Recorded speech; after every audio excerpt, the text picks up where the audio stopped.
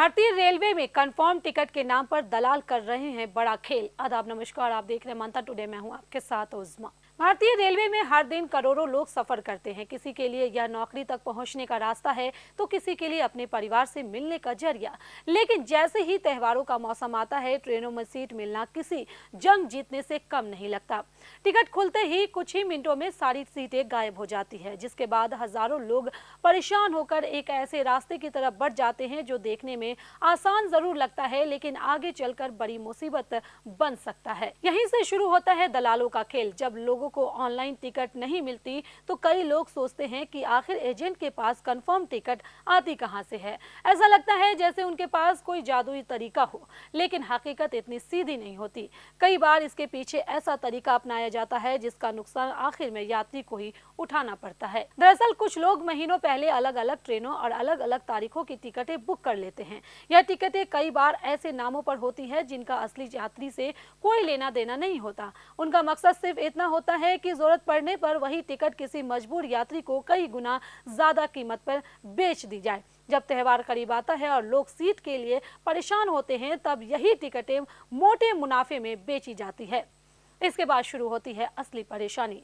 Ticket पर किसी दूसरे व्यक्ति का नाम और उम्र लिखी होती है, लेकिन सफर कोई और कर रहा होता है। दलाल अक्सर भरोसा दिलाता है कि टिकट चेकर कुछ नहीं पूछेगा, सिर्फ नाम देकर आगे बढ़ जाएगा। कई लोग इस झांसे में भी आ जाते हैं, लेकिन सफर के दौरान अगर टिकट परीक्षक को थोड़ा भी शक हो गया तो सबसे पहले पहचान पत्र मांगा जाता है। बस यही पूरा खेल उल्टा पड़ जाता है। जैसे ही पहचान पत्र और टिकट पर दर्ज जानकारी का मिलान नहीं होता, मामला गंभीर हो जाता है। ऐसी स्थिति में यात्री की सीट तुरंत रद्द कर दी जा सकती है। इतना ही नहीं, नियमों के अनुसार जुर्माना भी भरना पड़ सकता है। कई बार दोबारा टिकट खरीदने की नौबत आ जाती है, यानी जिस सीट के लिए पहले ही कई गुना ज्यादा पैसे दिए थे, वही सीट हाथ से निकल जाती है और जेब भी खाली हो जाती है।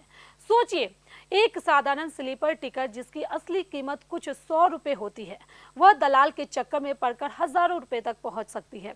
ऊपर से सफर की टेंशन अलग और जुर्माने का डर अलग।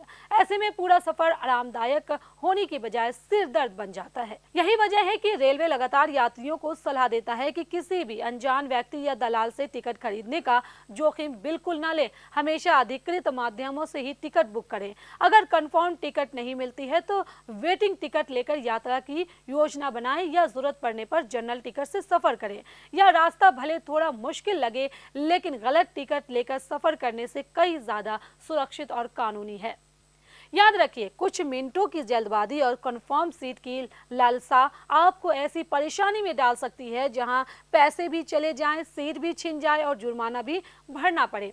इसलिए अगली बार अगर कोई आपको पक्की सीट का लालसा देकर महंगे दाम में टिकट बेचने की कोशिश करे तो एक पल रुकिए, सोचिए और सही फैसला लीजिए, क्योंकि सुरक्षित सफर वही है जो सही टिकट और सही तरीके से शुरू हो। चलिए, फिलहाल इस खबर में बस इतना ही। देश दुनिया की ऐसी तमाम बड़ी खबरों के लिए बने रहे मंथन टुडे के साथ। साथ ही हमारे चैनल को लाइक करें, सब्सक्राइब करें, फॉलो करें और निष्पक्ष पत्रकारिता देखना है तो देखते रहे मंथन टुडे। बहुत बहुत शुक्रिया।